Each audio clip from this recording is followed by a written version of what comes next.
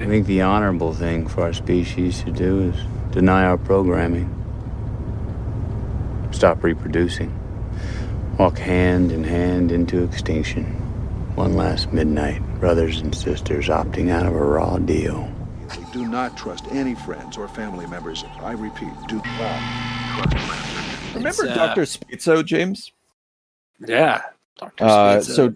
So to people who don't know, the original sort of chat bot, Dr. Spezzo, was literally meant to be a therapist. And it was a chat therapist, and it would just give you these like pat responses. And this was in the 70s, and people fell in love with Dr. Spezzo, like literally. In the 80s? Or either was fine. 80s makes more sense. Late 80s, early 90s. You're right. Like, what am I? You need a home computer for that shit, right? So yeah, that's my bad. Nonetheless, even with something as rudimentary as that, like a moral panic emerged about people falling in love with it, and like I'm sure they did. But how much worse now, right?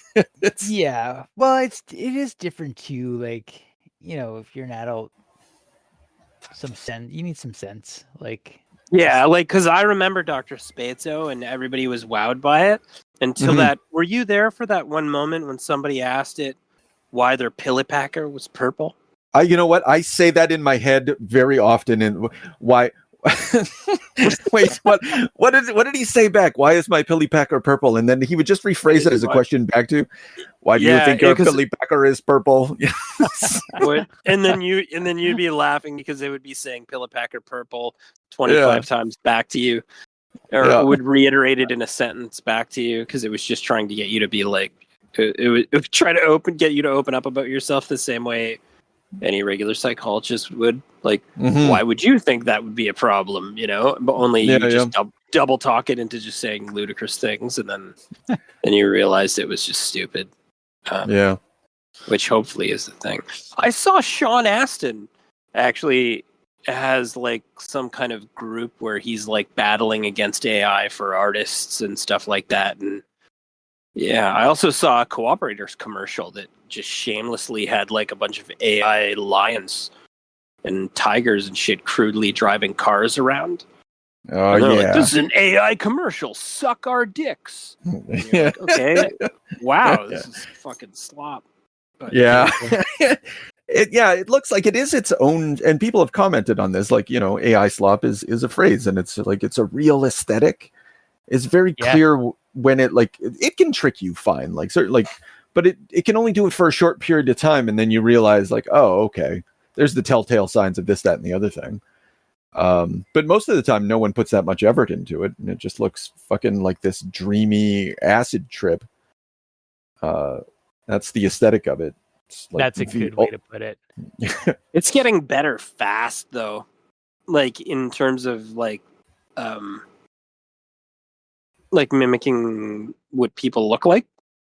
No, it's true. Yeah, and their movements and everything. Even I would say even in the last year, I've seen. I can see a bit of a difference in it where it's a slight bit more difficult to spot. Yeah. Yeah, it sure is difficult sometimes to see the difference between fantasy and the dream world and the realities of your own trauma sometimes. Oh my. Yeah. Here on the Extinction Agenda with James. And Chris. The man on the internet most likely to cry at the death of Macaulay Culkin. So today on the Extinction Agenda, we're talking Jacob's Ladder, directed by Adrian Lyne, written by what's this guy's Bruce Joel Rubin, and kind of a 1990, 1990. Interesting little horror movie as we continue our weird war December, because we like to talk about the nice things in December. Chris, I know you've seen this because you were the one that recommended it to me, and and probably have seen it a lot. James, I think this was your first time. Yeah, this is the first time I've seen this. Do you want to give us like a fucking hot take, raw reaction? Oh, I mean, I was shocked I thought of the weird war stories we read. It reminded me of the Jim Lee one, of Garth Ennis's one, a little bit. Oh, you're right. Yeah. The hallucinogenic drugs that were used. Yeah. Pentagon denied that. I saw the little snippet at the end of the movie too. It was fun. But like, I don't know, man. What a trip. And not a big Tim Robbins guy either. I thought his performance was great, and I thought everybody was very good in this. The chiropractor specifically he's an interesting choice for what he did in that movie too. Mm-hmm. I just thought it was a really cool script, and they did a lot with like practical effects and camera tricks and stuff. So it was really cool. The shots were cool. I don't know. Yeah. Okay. Yeah. No, that's good enough. That makes sense. Those are all reasonable reactions. Chris, this is one of your top movies. It is. Sort of. Yeah. Okay. So, okay, I'll shut up. Go ahead. Oh, that's okay.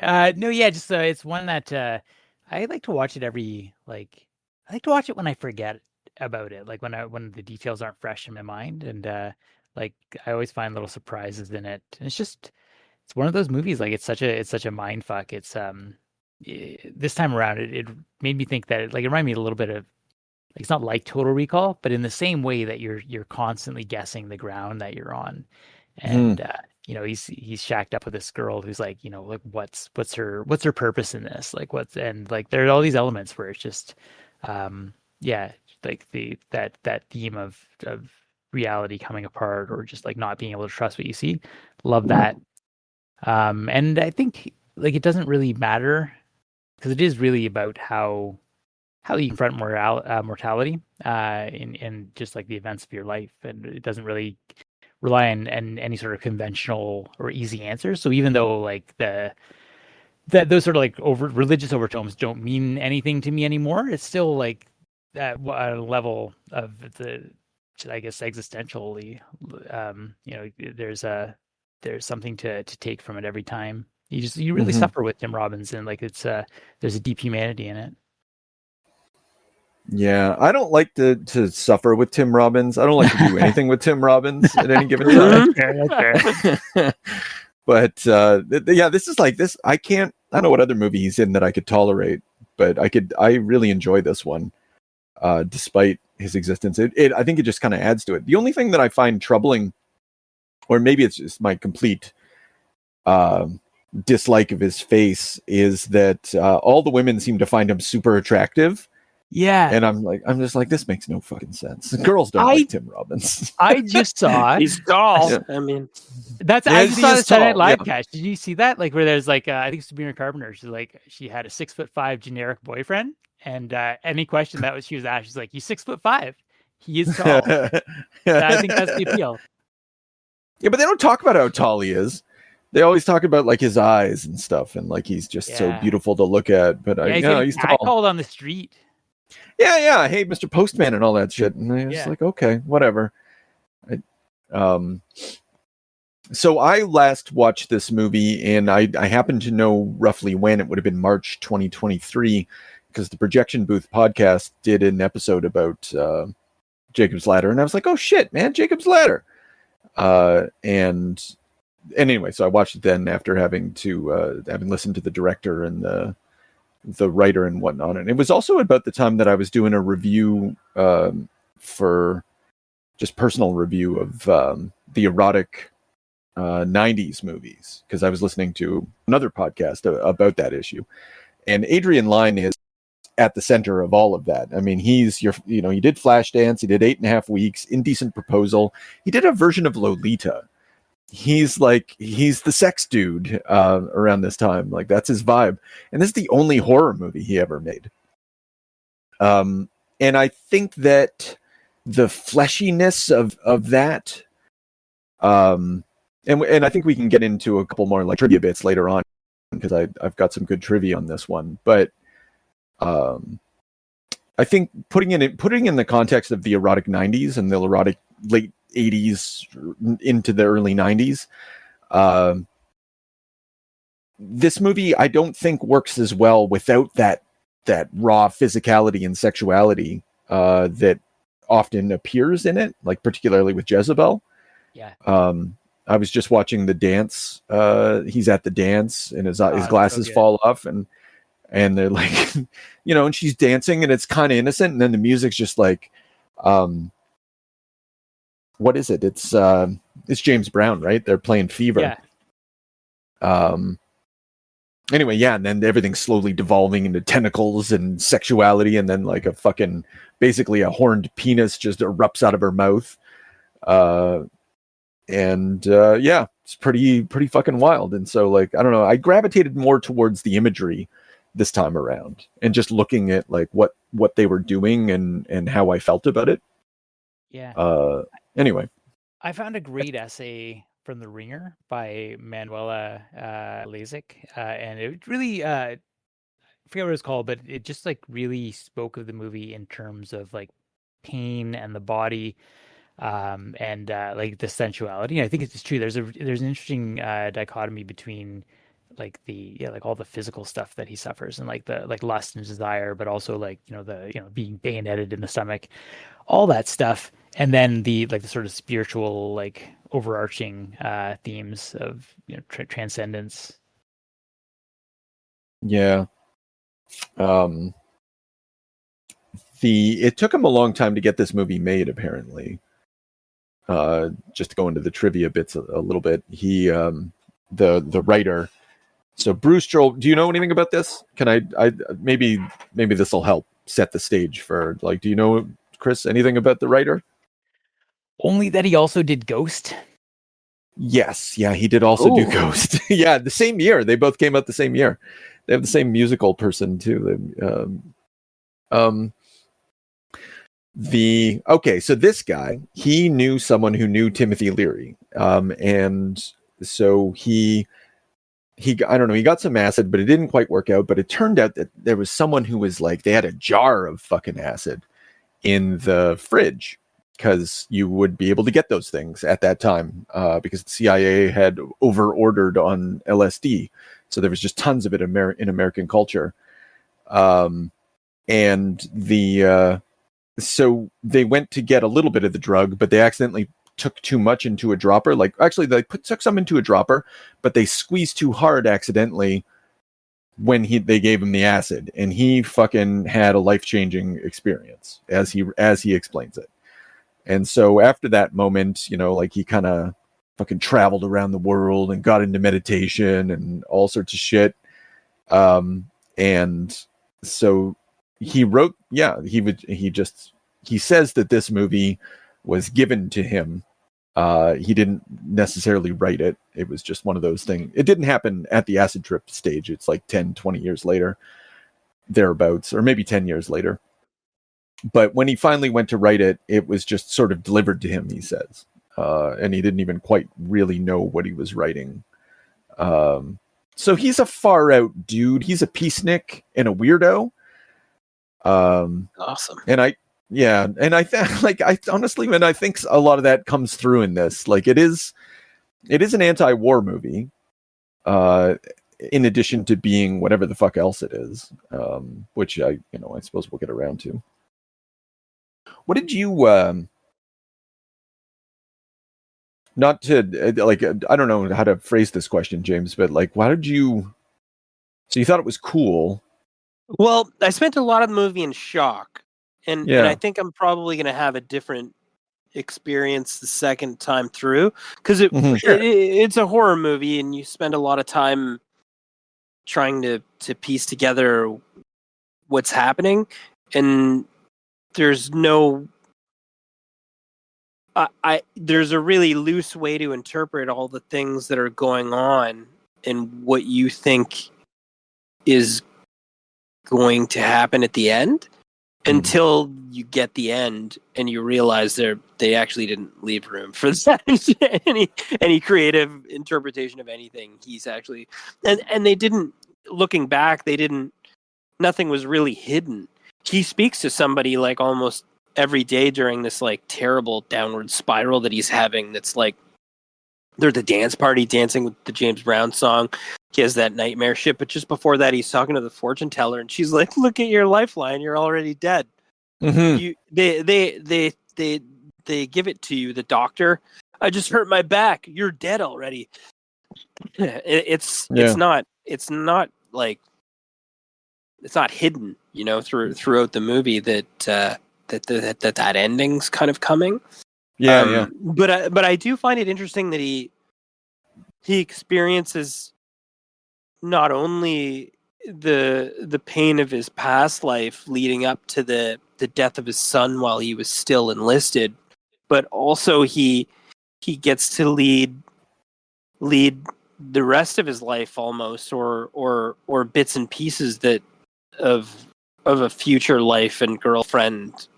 That's such an odd thing to do, like an odd choice to like sort of live through the past and present and future while dying. I guess is because the end really spun me. Sorry to skip to the end. Spoiler, yeah. But I could see how they had trouble getting it made though, because it's a real oddball thing, and the box office sucked shit. Yeah. It would have been so much worse. His description of the end, the writer, Ruben, apparently Adrian Lyne was just like, I'm not filming. I'm not filming that. I'm not filming. Apparently it was a very unpleasant experience for the writer, because it was like, you're ruining my movie. But as far as I can see, Adrian Lyne was just fucking saving this guy's movie, because like the ending imagery was supposed to be like devils fighting and kissing and faces being ripped off and turning into light and that kind of thing. And you're like, you can't do that. You can't even do that nowadays. It would look fucking stupid. And what would that do for like the catharsis at the end of the movie? What that would just make it. Well, it still would have been like, eventually it showed him dead, right? I think you're right, James. The movie's very on, like, once you get to the ending, you're like, oh, okay, well, he just really meant it throughout. You know, like, and they do that voiceover thing with Danny Aiello, like, all those demons, they're actually angels taking you from the world and that kind of thing. And the whole thing is reframed as a sort of like, what would we say that's like Blakean, Chris? Yeah, I think so. Yeah. It's funny now that you mentioned the LSD thing too, though. I'm thinking like that's almost describing like, you know, like if you're on a trip and like if you start fighting it, right, you're gonna start having those bad vibes. But if you're just accepting things, then it kind of goes a little smoother. Yeah. I think Blakey makes a lot of sense. Yeah, like there's definitely like those sort of like a spiritual tradition that's being alluded to, and like obviously one of his stops, I did read the writer was to a Tibetan monastery for a while, and definitely the concept of the bardo is at play here. Yeah. Sort of like, you know, where like you're dying and like your life's being thrown in front of you, but there's room for epiphany, and as these elements kind of come together, you kind of come to terms with them. But I think James kind of, like, in a way that I didn't actually think of, and ought to have, but it's always troubled me a little bit that he's able to see his future, or a possible future, outside of any experience. Because, like, I suspect when I die, unless time is actually a figment of my imagination, I'm not going to have a future life. I could imagine a future life, I suppose. But I suspect, you know, nobody ever says. Anyone who's ever had a near-death experience that I know about, which admittedly I haven't read a whole bunch about at all, they never say like the future flashed before me. You know, like this cliche is like my life flashed before me. Well, let me hit you with a different angle. Like, what is Jezzy? And I think like he is someone who is anchoring him to sensual experience. Like she's like literally keeps him in bed. Fantastic. She's always in like a fantastic state of undress. Yeah, it's true. Yeah, that's the Adrian Lyne magic. It's absolutely good. Yeah. And so, but I struggle with this because I like there's very, very demonic overtones to her. Like the name is very obvious, and then like the you know, like she's seen with that devil like in the the party. There's a scene where she's talking to him about she doesn't want him to go. I think it's when he goes to explore the conspiracy guy calling him, and then he looks at her, and like there's that brief flash where it looks like her teeth are like ground down like fangs. And he shoves her? Yes, and he shoves her. Yeah, exactly. So there's all these hints of that, but I think so. I don't think that she's necessarily a glimpse of the future. I think that she is something about the fight that he's having with death, like the part of him that's clinging to life, and she's not necessarily evil, but she's part of the attachment that he's like kind of like in between. And she burns those photos, the pictures of Gabe and whatnot. And so like I did view that as her, like I did reframe her within the you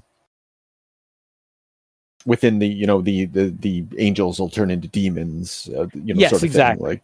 thing. Like and she is keeping him in bed, but it's not necessarily like it's just sort of keeping him comfortable. But at the same time, she puts him on ice. But is that to deal with the demons? Yeah, I think maybe that's it. That sort of like tendency to comfort is antithetical to what he needs to do, which is to like confront those difficult things. So it's sort of like she's a numbing thing that is could be good. Like that's great in life, like those like sort of comfort and like sensuality, but it's not what he needs in this moment. Yeah, he's burning in ice. Yeah, I felt that way about her too. Is that there was like something like grounding about her, but then something demonic about her, but then he didn't really come to any kind of like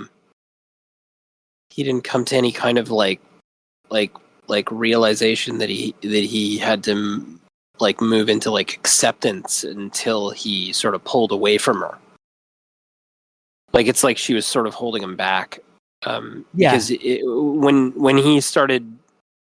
Well, it was the whole like chiropractor guy saying, you know, you gotta accept the that they're not demons, they're angels or whatever. But then it was when he got over his grief of losing his son that he fell into more of an acceptance, and then that's when the demonic bits started to fall away, and then actually within his sphere, she just sort of vanished almost. She only sort of came back around in little increments after that. Yeah, is it the last? No, I think he sees her once more, but in the nightmare hospital, she is there. Yeah, she's been doctor. recast though. Yeah, exactly. She's not the same person in his life anymore, right?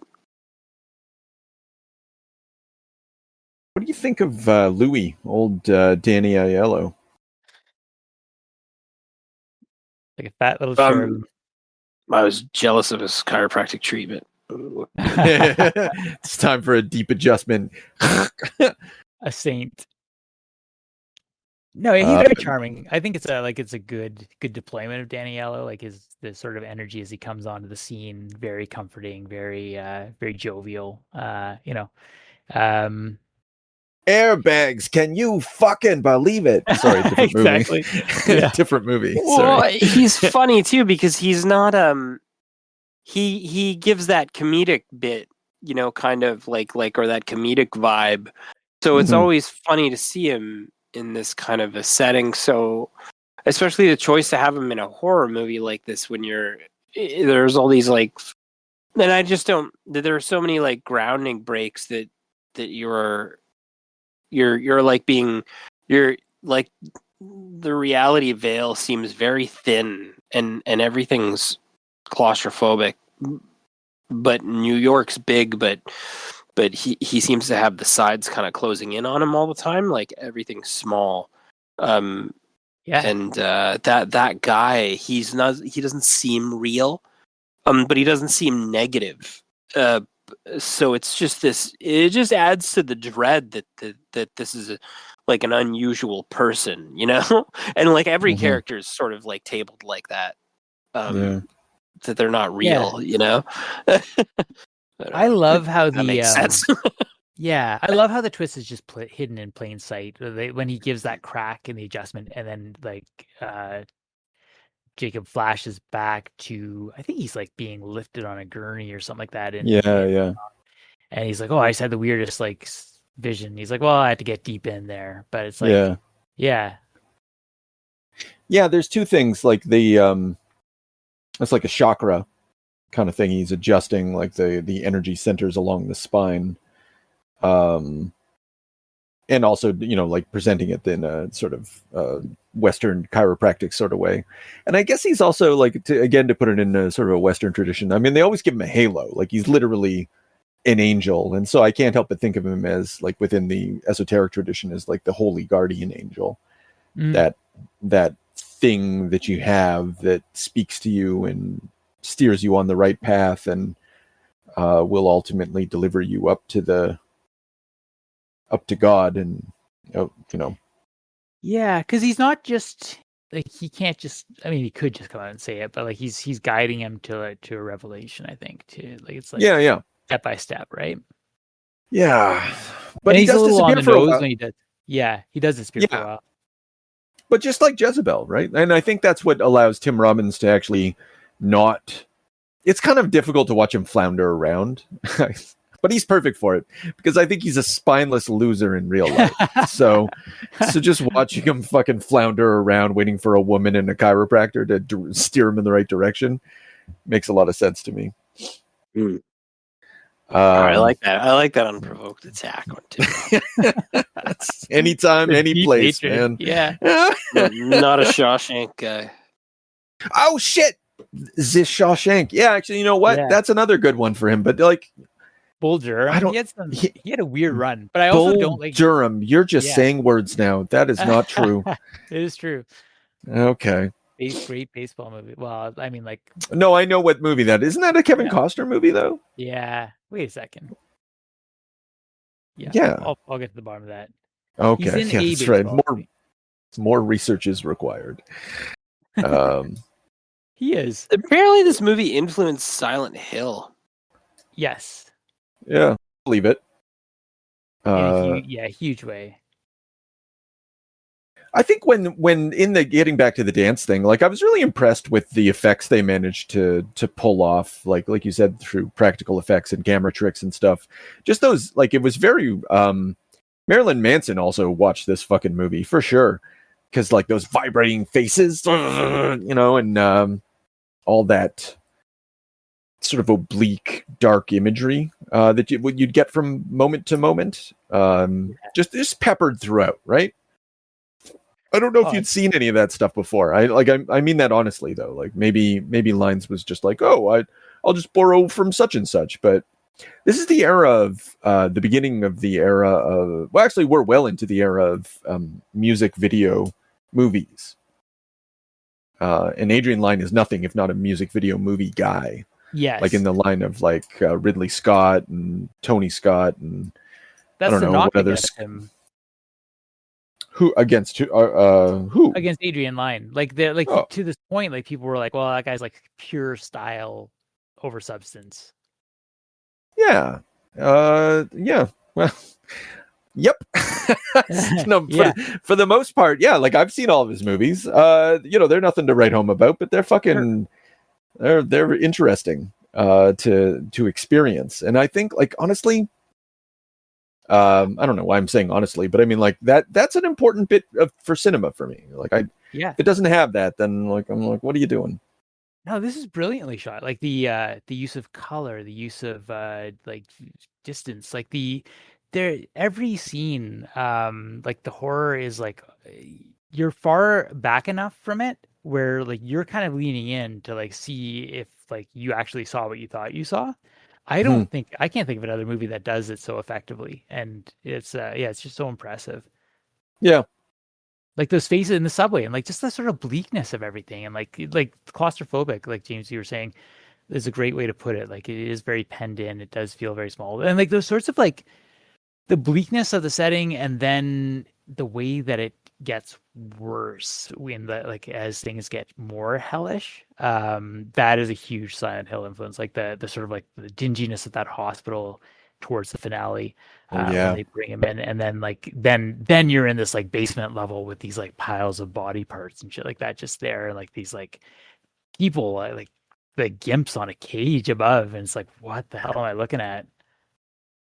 Yeah, it's difficult to remember what exactly you saw in this movie as it's happening. Anyway, sorry, James, you were going to say something. No, I was gonna say, like, is there any room to interpret that if he isn't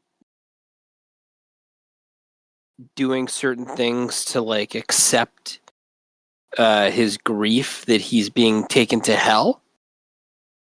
Yeah, I think that's a fair interpretation. Like, to not confront it is to live with that conflict, and that is hell, I think, is what the movie would say. But yeah, which is like, I mean, specifically.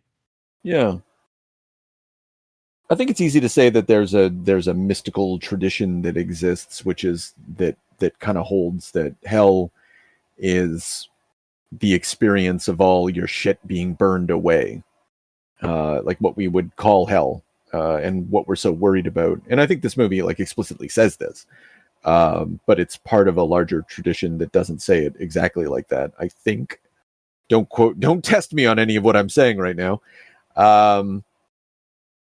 Yeah, but whatever the reality of various like world mythologies and stuff, like this movie's definitely taking that position, that to be stuck in the world is to be stuck in hell, and until you're but you'll get out of it eventually. Yeah, well, it's just funny to think, like, I was just looking at at like some of the moments with him and Jezebel where he seems happiest in any scenes when he's with her, but then she's also, in the same way that we're sort of interpreting her as a demon, like a grounding demon in a way. There's this cool scene early on where he looks at the picture of him and his wife, and then there's a picture of the camera cuts back to him and Jezzy sort of smiling together in the same pose, and then her expression drops when she sees the picture. And it's just funny to think, like, is that demon need those memories to go away for him to be like completely pulled into hell? I don't know. I don't know. I just there's a lot of things happening, and maybe that's not the intention to let you think that that's what's happening, but there is definitely like there's something more off about her than I thought. Like, I don't know. It's so weird, like that you have all these things to think about when you're watching it. Yeah. There's some definitely sinister qualities to her. I feel like if he was able to forget everything completely, then maybe that would be a contentment. But they are always bubbling up, and it almost like it feels like the ice bath scene, which is like so memorable to me because I hate being sick so much that like, he's like, if doctor says like if we try to get you in an ambulance, you'll be dead by the time you get to the hospital. So like they just start pouring all these neighbors, almost like a baptism of ice. And after that, like he breaks into like a memory of like literally another reality where he's with Sarah, his first wife. It's like I had this terrible dream, like, and like I was living with this woman, and it's like that's where he gets to see his son again, right? Like he's Macaulay Culkin's there, his 3 kids are alive, and it's just like, yeah, like that he's broken through to the thing that he has to like ultimately confront. Like, there's a lot of stuff he has to confront because he's got that box later when he goes back, and like it's like all those like little things that are part of his attachment to life, but the final thing is always the Macaulay Culkin stuff. And it's I don't know, it was kind of nice that Macaulay Culkin walks him up Jacob's ladder, up to heaven. That's that's a nice little bit. As a dad, you're like, all right, that's good stuff. I think I texted you guys in the middle of that bathtub scene saying I just cracked up. Yeah. I'm killing me. It was just so accidentally funny. Yeah. And they were all holding him down in the bathtub, dumping ice on him while he's got this horrible fever, and I just imagined how shitty that would be. But it was also so funny. I can speak to this. My mom had to do this when I was a kid. It was You're kidding? No, not at all. I don't think she like full on. I remember a cold bath, like an ice with ice in it. And I was delirious with fever. It was many moons ago. It was just yesterday. Yeah, like I don't really have much of a memory of it, to be honest. But it wasn't. It is a thing that you do, I guess. Well, yeah, like logic dictates. Yeah, you can. You absolutely like. The old nurses around my life often say, like, if you get into like a panic mode and you're not able to break a fever, like you can manually break it. Just put them in a cold bath. Like, it's not nice, but it works. But maybe it makes the body a little bit. Might not get you out of a, like a horrible problem, but it'll definitely buy you some time. You say, I don't know. I went to bed and I'm not. I don't know how sick I was. I don't know if my mom overreacted, but it doesn't strike me as something my mother would ever otherwise do. She's not prone to that sort of thing. Anyway, I do recall that I just sort of went to bed and woke up in the morning, and that was kind of the end of it. Maybe she just fucking saw that it needed to be dealt with. I don't know. Yeah, well, I mean, like if it's a virus and you just need to get over a bad night, then shit, yeah, I mean, you would think it would work just fine. Oh, anyway, so it wasn't very funny to me, James, when Tim Robbins. Oh, sorry, bro. Yeah. No, it. No, that makes sense though. That it's fucking. You're killing me. He says that quite a bit. Yeah. Yeah. Okay, so I think the one flaw in this movie is that it ruins its own ambiguity. Yes. At the end. Yeah, you're just like, no, like it's in this quantum state of existence and non-existence, and you're like, and then it makes a decision at the end, and you're like, well, that was dumb. But and then it just becomes like kind of like a didactic at that point, and you're like, well, that's fucking shitty. Yeah, the journey is better than the explanation, but I ultimately don't mind too, because like it's such a great mind fuck to get there. And really, like, and I love the message of it, because frankly, if kids are watching this nowadays, and the lesson that they learned is that they like need not be afraid of death, and should eliminate your connection to the attachments of life, etc., like sort of Buddhist ethics. I'm like, you know what, we could probably use a bit more of that. And if it's a cool psychedelic movie in between, unfortunately starring Tim Robbins, fine, all the better. Absolutely. There's one sin I find that this movie has that I absolutely hate, and it's the when his Macaulay Culkin. No, that's fine. The nameless Macaulay Culkin. When his army buddies, and I guess we can talk about this sort of subplot and what it actually means for the film, of the sense that they've been exposed to some kind of chemical weapon, and if that's even true or just part of his delusion. But there's a scene where after his one friend comes forth, they're gonna bring it to the lawyer's George attention. Costanza. To George, that's another weird casting decision to see. Yeah, well, I know, another comedian. Remember Pretty Woman? No. He's the shitty scumbag lawyer in Pretty Woman. He basically sense. Yeah. This is all pre-Seinfeld. He looks like a little scumbag fucking rat. Yeah, man. Yeah. Absolutely. So he played scumbag rat quite a bit, I think. But he was like meant to be like a stand up for the man sort of lawyer here. But then, and really his complaint is that, like, there's no record of you. You're a liar, like, because there's no record of you being in the army.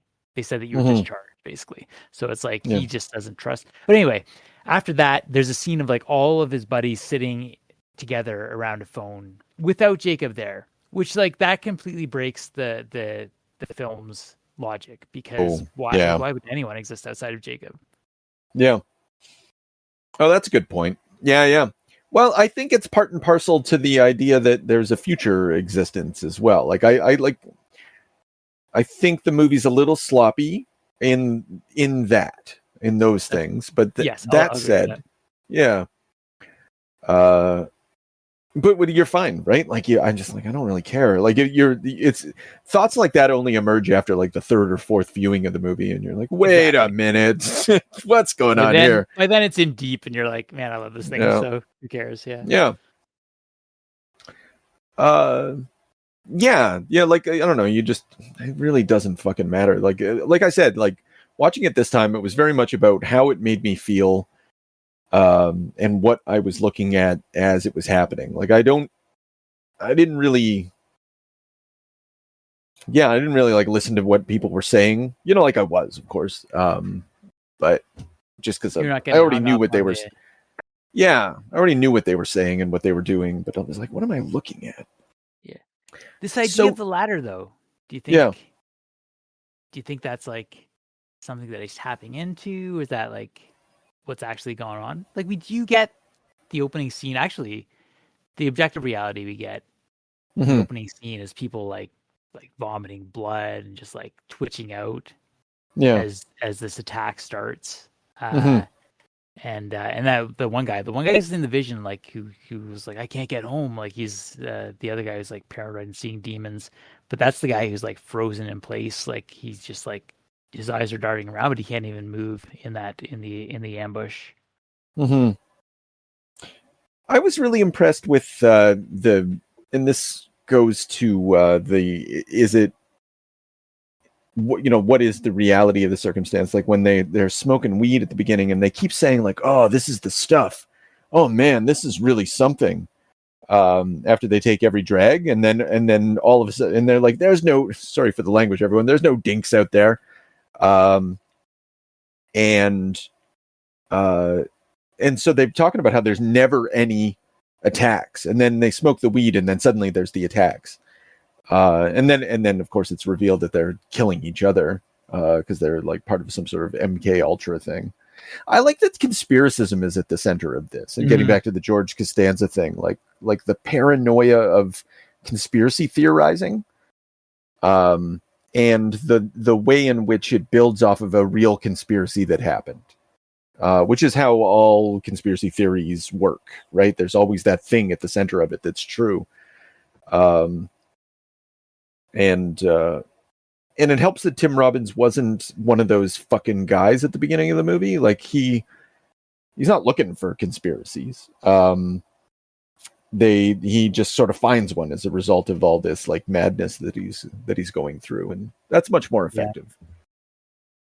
I like how they have that like his psychologist at the start, where they're like, oh yeah, he was in a car accident, he's dead, his car blew up. You're like, that's not an accident.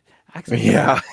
But then it's like, it is totally explained. Like it's not, another his buddy gets trapped in that car bomb.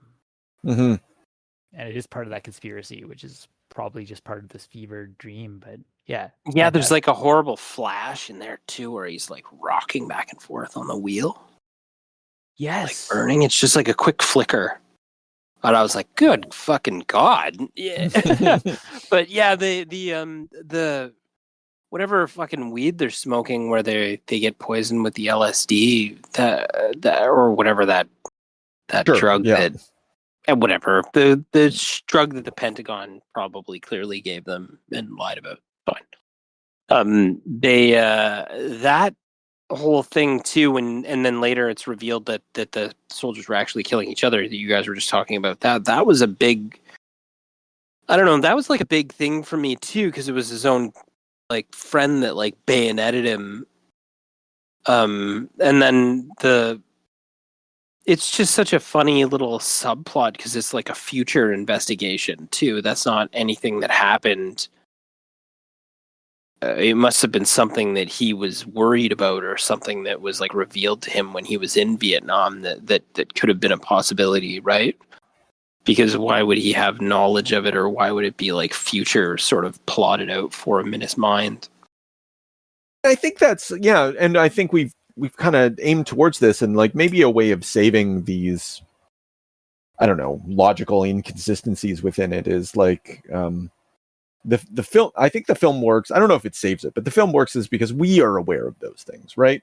Mm-hmm. Just like, you know, getting back to the Jim Lee, Garth Ennis story, right? Like that story would have seemed, I don't know, out of place in 1950 or whatever, in 1960, but then at a certain point, it would have actually been a potential reality or had some element of it.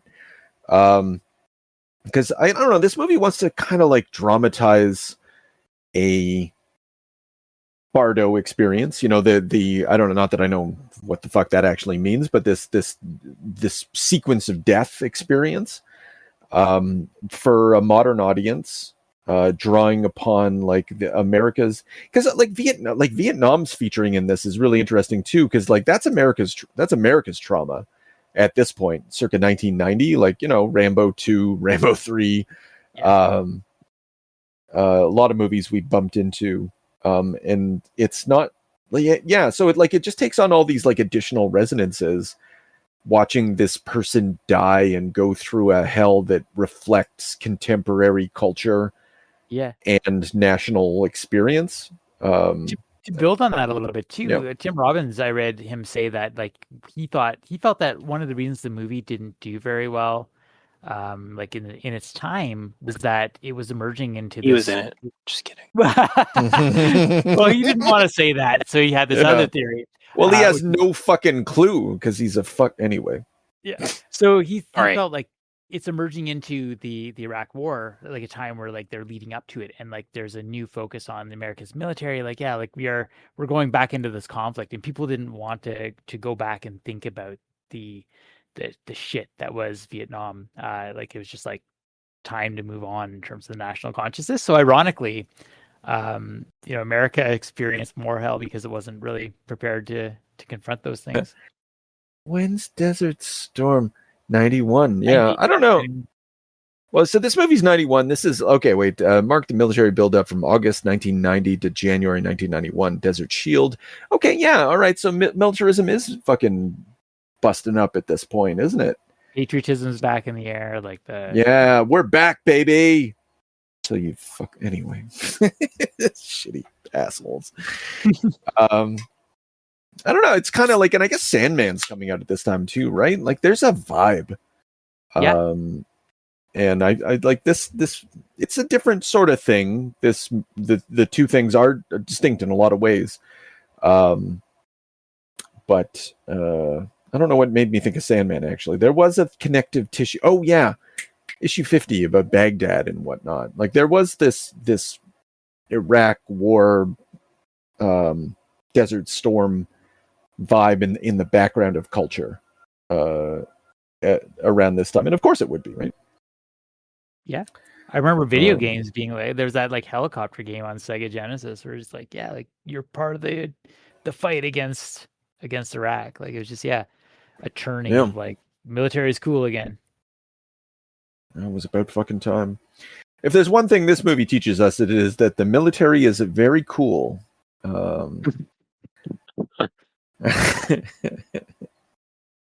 Is this an anti-war movie? Yeah, for sure it is. Yeah, it's not, but like, is it a war movie? I guess it would have to be, right? Like that's a good question. It just feels like the end of MASH. Like the very end of this made me think of the end of MASH. Like the two dudes after they're just gonna go drink some cocktails with the sexy commander lady. Yeah. Awesome. Anyway, any final thoughts on Operation Desert Storm? Oh yeah, you don't want to go back there. Yeah. How about Jacob's Ladder then? We're good. I think we're good. I think it was reported. Yeah, it was reported that the hallucinated drug BZ was used in experiments on soldiers during the Vietnam War. The Pentagon denied the story. I hate that. Yeah, that feels like some sort of like not like appeasing a studio head or something like that. Like I don't think so. yeah, maybe it's here. You're right. Yeah. It's really tacked on. Yeah. But you know what? What do you expect when Tim Robbins and Macaulay Culkin are at the center of your fucking narrative? That's the real black hole here. The real mystery. In spite of it. Oof. All right. Okay, next week we're gonna do some Garth Ennis Punisher comics again. We'll talk offline about like which ones we're actually gonna do. I don't know what kind of time frame we're looking at. And then if anybody else wants to do some extra homework, we're gonna watch Iron Man 3 because 'tis the season. And I'm not gonna lie, man, I'm excited. I want to see this movie. I've never seen it. Oh, that'll be wow. Sure. Yeah. And it's my boy. It's like, yeah, this is gonna be good stuff. So if you like good stuff, you know what to do. This is your basic M2A1. You got your tank group here, you got your gun group here. Fuel tank, pressure tank, connector, valve hose, ignition lever, nozzle shield, the enchilada. We got some rust here. Rust on my equipment, Ray. No. Where? Here in the valve section. Oh, it's just a little rust, Ray. It's the dampness. Get a kid in with an SOS pad. This'll clean up real nice. Look, this is not a new weapon, Ray. You want new, go to the manufacturer. This hose looks split. Hose will outlive the both of us, man. We're talking a small item here. 2 bits, any hardware store. It's a great buy, Ray. Rick just got back from Rhodesia, didn't you, Rick? You know I did, Charlie. It's a beautiful weapon, Ray. We take the housewarmer with us when we chase the boogies to Mozambique. Because when they're sitting in them thatched huts, you don't want to go knocking on doors to find out who's who. So we just get out the housewarmer, light them up, and out they run just like ants. Then we pick and choose, pick and choose, pick and choose.